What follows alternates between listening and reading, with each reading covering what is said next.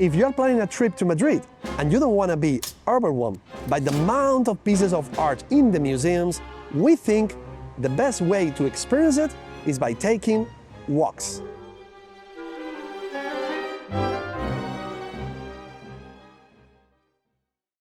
Good morning. Hola.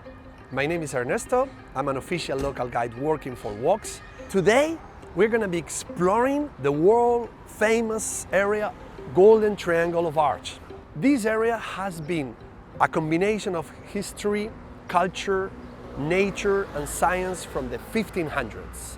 Three major museums which hold all our history from 1300s to present day. Come with us. Vamos. This is the Prado Museum, one of the top painting galleries of the world, and one of the reasons why I ended up in a major of art history once I finished high school. Here we can see the best collection by Bosch, a Flemish artist from the late 1400s. The best paintings by Velázquez, one of the greatest masters of all time, and the revolutionary artist Goya. The building itself has a lot of history. It was not a painting gallery, but a cabinet history museum, natural science museum. Nowadays, still keeps an old tradition. Copyists from all the world come here paying a ridiculous amount to make copies, reproductions of the best masterpieces inside. Three masterpieces you shouldn't miss here at Madrid Prado Museum. First, Garden of Earthly Delights by Bosch, a Flemish artist. A triptych, a moral teaching with a combination of fantastic creatures and nude people, all hanging around in a fake paradise. Inspire a lot of contemporary artists. Second, Velázquez, our master behind. He captured a snapshot of reality from the royal family in his painting Las Meninas. It was also considered by Manet, the impressionist French artist, the artist of artists, a theology of art. And third, Francisco de Goya black paintings, his own personal feelings reflected in paintings which no one commissioned. Dark, grisly, very revolutionary. Again, an inspiration for expressionism and contemporary art. Prado, we need to remember, is very important because it reflects Spanish monarchs' taste. Spanish kings were collecting art pieces from 1500s until present day, and this is the result. Prado Museum might not be the largest collection or building of the world, but what makes Prado Museum a must is the amount of masterpieces, very important paintings, Velázquez, Bosch, Goya, Murillo, El Greco, in such a small building.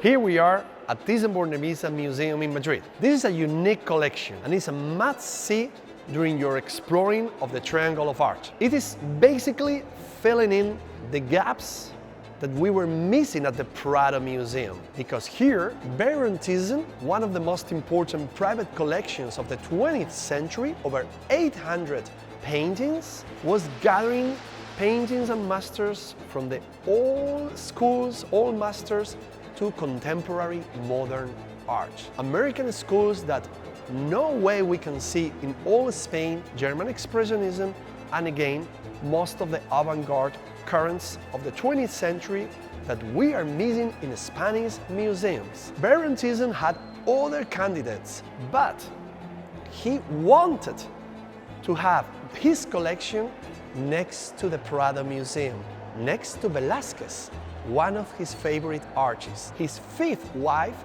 was a Spanish, Tita Cervera, Carmen Cervera for sure. She also helped and influenced him to bring his private collection and donate it to the Spanish state for the ridiculous amount, of $350 million. Let's enjoy this amazing collection.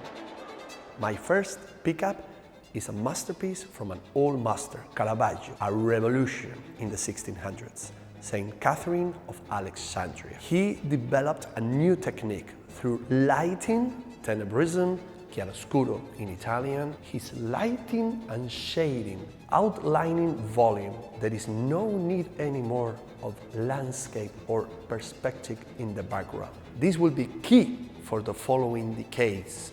Masters from all countries will adopt this new lighting technique. The painting is about Saint Catherine of Alexandria, depicted with her symbols of martyrdom, the tooth wheel, the sword, and the palm. The model used by Caravaggio is a very popular courtesan in Siena, Philide Melandrani. It is said the sword he's holding is not from Saint Catherine time, but by Caravaggio. It is quite possible that it was the sword used by the artist Caravaggio to kill the general manager of that courtesan, Philide. It has been very hard to choose one painting from this room, Impressionism room.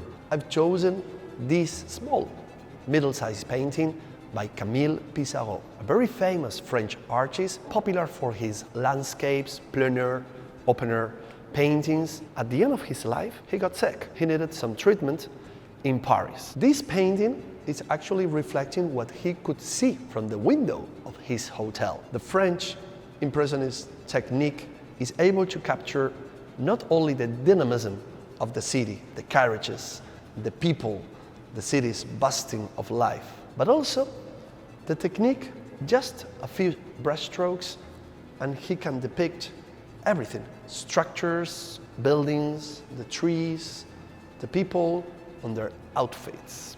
A masterpiece in this museum.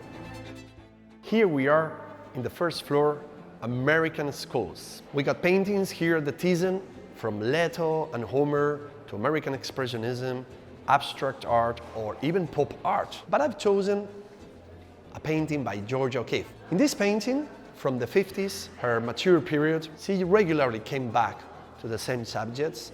She was spending her teaching period, early years near Texas. She describes in her diaries how the vibrant sound of the cattle, the energy of the sun, sunrise, falls, really impresses and mark her spirit. The colors, the angles over here, the differences of color, the hiding of the brushstroke. Georgia O'Keeffe was definitely a pioneer of abstract art, although this painting is from a later period.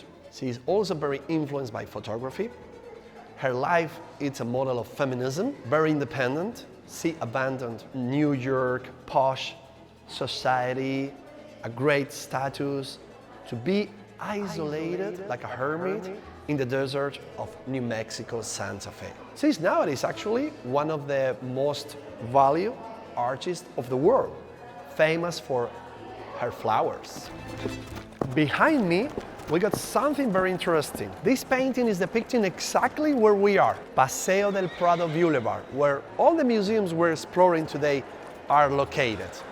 The Royal Court, coming from the Royal Palace on the west, heading to the Retiro Gardens, formerly the Royal Gardens. And the building in the corner is where now we are, a noble residence, Villahermosa Palace from the 1700s.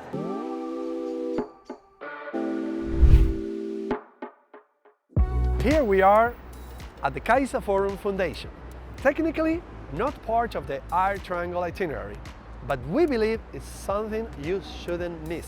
First of all, the architecture, the building, beautiful. Meuron and Herzog, famous Swiss architect, took an abandoned old electric factory from the early 1900s and turned it into this contemporary building, combining brick, traditional material, with the rusty iron and making the basement like floating thanks to the darkness of the materials in the parts below. It is a lively foundation. People not only from the neighborhood but from all Madrid come here for exhibitions, lectures, free courses. So it makes a lot for the community, broadcasting culture and improving everyone's society. You all have noticed this beautiful vertical garden by Philip Blanc, consisting in dropping and recycling water, hundreds of different species that are changed depending of the season. It's a way to embellish this formerly dull, flat wall with this incredible creation of nature.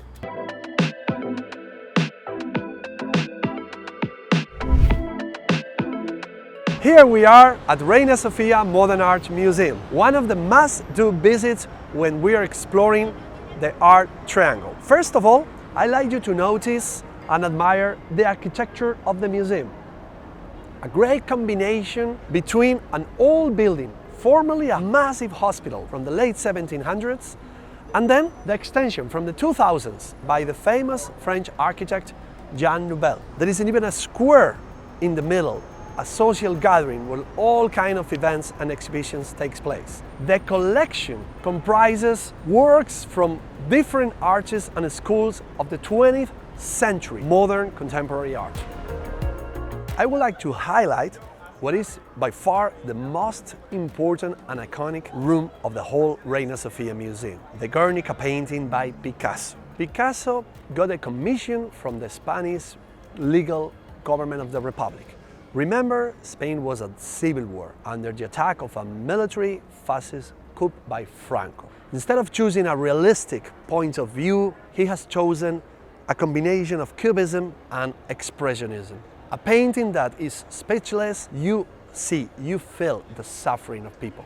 But remember, there are no specific symbols of anything, of any word, just a much more universal message. Kids, women, people suffering, everything in black and white. We actually consider this painting the last exilate. Picasso ordered that this painting will never return to Spain until freedom, the end of dictatorship. And in 1982, it finally came back. Finally, the freedom is back in Spain.